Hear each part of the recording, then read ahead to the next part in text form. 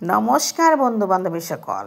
আজকে আমরা চলছি নবগ্রহ শনি মন্দিরে। সেটা উজ্জয়ন থেকে প্রায় 7-8 কিলোমিটার দূরে অবস্থিত। আমরা একটা ই-রিক্সা নিয়ে চললাম নবগ্রহ শনি মন্দিরের উদ্দেশ্যে। নবগ্রহ শনি মন্দিরে নাকি 9টা গ্রহ বিরাজমান, সঙ্গে শনি দেবতাও আর ভোলানাথও সেখানে বিরাজমান। তাই আজ চললাম আমরা নবগ্রহ শনি মন্দিরে।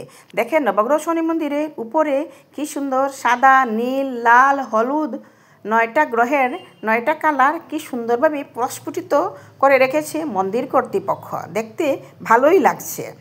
আমরা আসলাম এখন নবগ্রহ শনি মন্দিরে।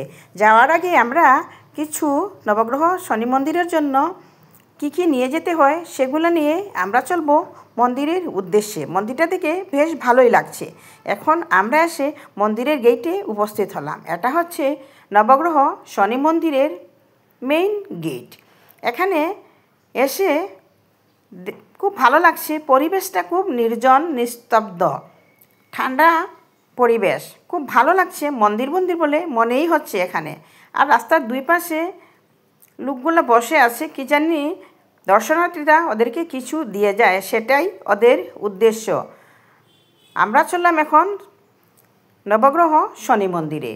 দেখেন পরিবেশটা কিন্তু চতুর্দিকে বৃক্ষ, গাছ গছনিতে ভর্তি। এটাই হচ্ছে নবগ্রহ শনি মন্দির। বাহ, কি সুন্দর! এই যে নবগ্রহ শনি মন্দিরে প্রথম গিয়ে শনি মহারাজকে মিঠা তেল মানে সর্ষের তেলটা নিবেদন করতে হয়। সর্ষের তেল ডাইরেক্ট শনির ওখানে দেওয়া হয় না। সর্ষের তেলটা একটা পাইপ দিয়ে ঢালে দিতে হয়। আর পাইপে তেলটা গিয়ে ওই দেখেন শনির একটা রেখেছে ওরা, ওইখানে গিয়েই তেলটা পড়ে। উপরে লিখে আছে শ্রী শ্রী মহারাজ শনি মন্দিরের। এই দেখেন, এই যে সাদা রঙের রূপো দিয়ে বানানো দেখেছেন, তার উপরে একটা পাইপ চলে গেছে। এই পাইপ দিয়েই সরষের তেলগুলা গিয়ে পড়ে। সরষের তেলগুলো ঢালা হয় এক জায়গায় আর ওইখানে গিয়ে পড়ে। সেটা আমরা আগে সিঙ্গাপুরেও দেখেছিলাম এই জিনিসটা। শনি মহারাজকে টাচ করতে দেয় না ওরা। আর দেখেন এক ব্রাহ্মণ তো নয়, আমরা যে নিয়ে গেলাম ফুল আর এই দ্রব্যগুলো উনি কি সুন্দরভাবে বেছে ওনার জিনিসগুলো উনি রেখে দিলেন আর আমাদের জিনিসগুলো আমাদেরকে দিয়ে দিলেন। शनि महाराज नीलानी होता है। शनि महाराज नीलानी होता है। ওরা রেখেছে মন্দিরটা। कहाँ नीले है? নবগ্রহ শনি মন্দির। আমি নীল আর জিজ্ঞেস করলাম শনি মহারাজ নীলা होता है। ওনারা আমাকে সুন্দরভাবে বিশদভাবে ব্যাখ্যা করে বলে দিল। দেখেন ওই আরেক ব্রাহ্মণ, উনিও এক ব্রাহ্মণ।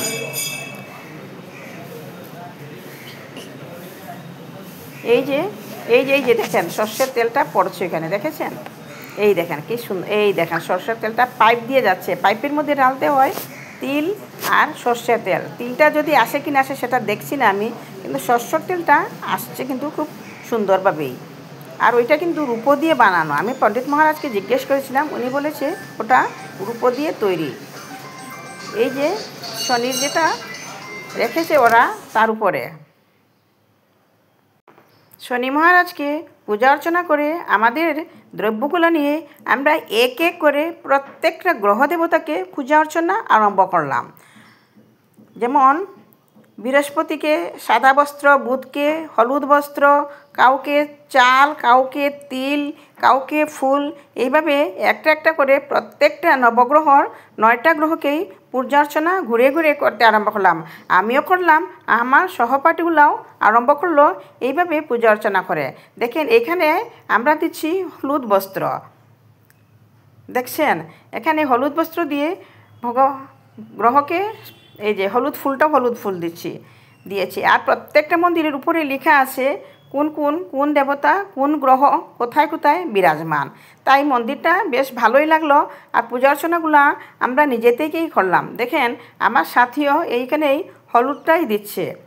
হলুদটা তার মানে এখানে বৃহস্পতি বিরাজমান। বৃহস্পতির হলুদ কাপড়, গুরুদেব বৃহস্পতি যেহেতু গুরু আমাদের, ওনার হলুদ বস্ত্র।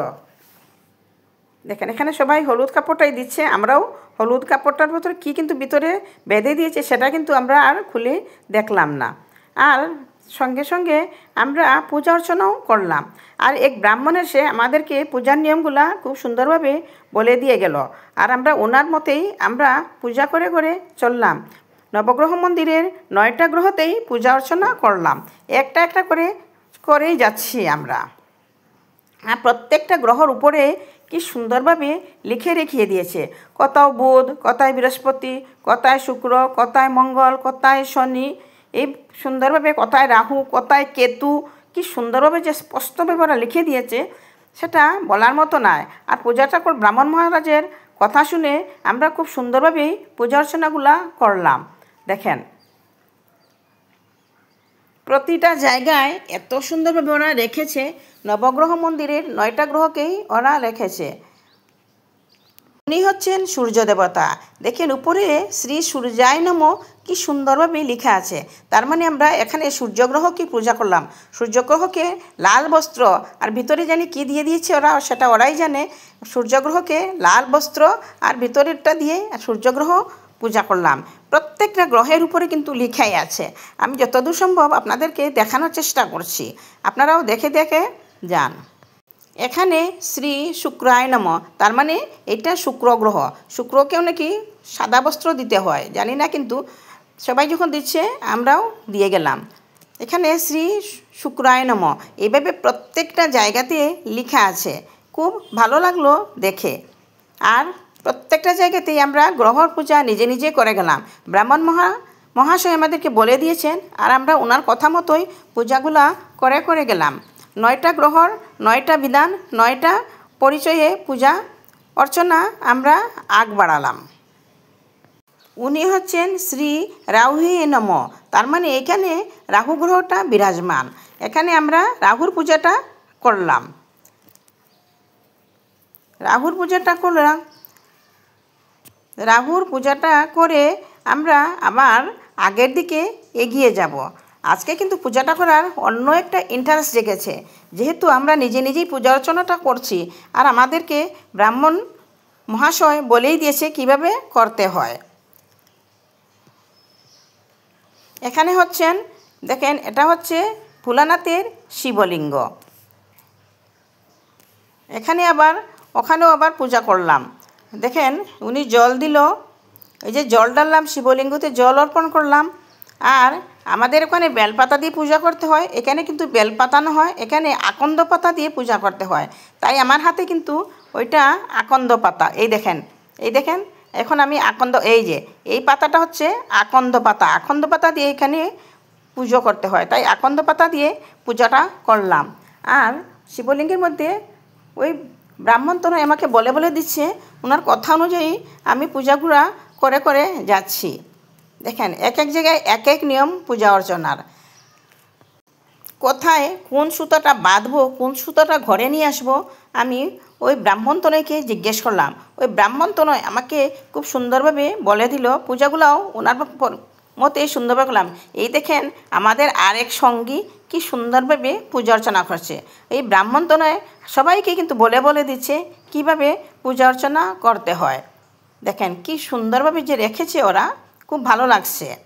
এই ব্রাহ্মণ আজকে নাকি যে ব্রাহ্মণ পূজা করান, ওই ব্রাহ্মণ আজকে অসুস্থ। তাই এক ব্রাহ্মণ তনয় এসে আজ পূজা অর্চনার নিয়মটা সবাইকে বলে। দেখেন ও দিচ্ছে এই আকন্দ পাতা। ওইখানে আকন্দ পাতা দিতে হয়। আমরা জানি আকন্দ ফুল শিবের প্রিয়, কিন্তু আকন্দ পাতা দিতে হয় বলে জানি না। আজকেই দেখলাম আকন্দ পাতা দিয়ে পুজো করতে। আকন্দর ফুল দিয়ে আমরা ভোলেনাথকে অর্চনা করি। এখানে আকন্দর পাতা দিলাম।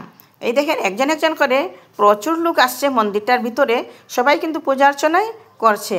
আর উনি খুব সুন্দরভাবেই বলে দিচ্ছে, আমরাও সুন্দরভাবে করলাম। দেখেন আর অন্যান্য লোকগুলাও পূজা অর্চনা করছে। ওই দেখেন আরেক ভদ্র মহিলা, উনিও খুব সুন্দরভাবে পূজা অর্চনা করছে। শিবের পূজা সব জায়গায়ই ভালো লাগে। ভোলেনাথ বাবাকে পূজা করা খুবই প্রিয়, তাই ভোলেনাথকেই পূজা অর্চনা করলাম। আর এখানে এক সুন্দর দেখেন, আর ওই গাছটা দেখেন, গাছটা যে কত বয়স হবে, গাছটা যে কত পুরাতন, কত প্রাচীন, দেখলে বোঝা যায় না। ওই অনেক বয়স হয়েছে সেটাই বললো, কিন্তু কত বছর হয়েছে সেটা জিজ্ঞেস করলাম। ও বললো ও বলতে পারবে না, তাই ওখান থেকে বলা দেওয়া ওখানে সুতোগুলো ওই গাছের ডালগুলোতে বেঁধে দিতে হবে। তাই আসলাম আমরা এখানে, প্রথমে প্রণাম করলাম, প্রণাম করে ওইখানে আবার পূজা অর্চনা করলাম। ওই দেখেন ওইখানে সুতোগুলো আছে, এই সুতোগুলো নাকি নবগ্রহ সুতোর 9টা কালার ওইখানে আছে। তাই এই দেখেন এই সুতোটা গাছে বাঁধতে হবে, তাই গাছের ডালতে হয়। গাছের ডালে ওটা হচ্ছে না বলে আমি একটা ছোট ডালেই বানবার, ওই দেখেন হচ্ছে না, আমি বারবার ট্রাই করছি কিন্তু এই দেখেন পুষাচ্ছে না, এসে হচ্ছে না দেখেন। তাই এখন ওইটা খুলে আমার ওই দেখেন ওইটা খুলে এখন একটা ছোট ডালে বেঁধে দেব। এই যে একটা এই দেখেন ছোট ডালটার মধ্যে ওইটাকে বেঁধে দিচ্ছি, ওই ডালেই ওইখানে হচ্ছে, ওইটা বাঁধছি। আর বলছে মনের আশা বলতে, মনের আশা কিছু নেই, ভগবান সবাইকে সুস্থ সবল দেহে রাখুক, দেশের মঙ্গল হোক, সেটাই চিন্তা ধারা করে ওইটাই বেঁধে দিলাম। আর বাঁধার পরে ওইদিকে নাকি 1 চক্কর ঘুরতে হয়, তাই একবার করে সবাই প্রদক্ষিণ করলাম ওই গাছটাকে। গাছটা কিন্তু খুব সুন্দর, খুব ভালো লাগলো, দেখা যেত বটবৃক্ষই হবে, অশ্বত্থ বটবৃক্ষ। আর অশ্বত্থ বটবৃক্ষ এমনিই পূজনীয়, পূজা করতে হয়। দেখেন ও খুব সুন্দরভাবে পূজা করছে। তাই ওই ব্রাহ্মণতনে যেভাবে বলে দিয়েছে সুতাগুলা, আমরা ওইভাবেই সুতাগুলা বেঁধে নিচ্ছি গাছের ডালে। আর পূজা অর্চনা করলাম, ফুল টুল দিয়ে পূজা অর্চনা করে এখন আমরা দেখেন ও সুন্দরভাবে পূজা করছে। এখন আমরা বের হয়ে যাব এখান থেকে, যেহেতু এখানের পূজা আমাদের শেষ। সবাই গাছের ডালে বাঁধলাম, মনের আশা বলে দিলাম, তবে আমার মনের আশা কিছুই আমি রাখলাম না। ভগবান দেশের উন্নতি করুক, দশের উন্নতি করুক, সেটাই ভগবানের কাছে প্রার্থনা করলাম। আর দেখেন ও বাঁচছে, দেখতে ভালোই লাগছে। আর এখানের এনভায়রনমেন্টটাও এত ভালো, চতুর্দিকে গাছগাছালিতে ভর্তি এরিয়াটা। আর এই বটবৃক্ষটা যে কত পুরাতন সেটা দেখলেই বোঝা যায়। সবাই মন্দির পরিক্রমা করলো, আমরাও মন্দির পরিক্রমা করে এই বট গাছের চতুর্দিকেও মন্দির পরিক্রমা করলাম, করে প্রণাম করলাম।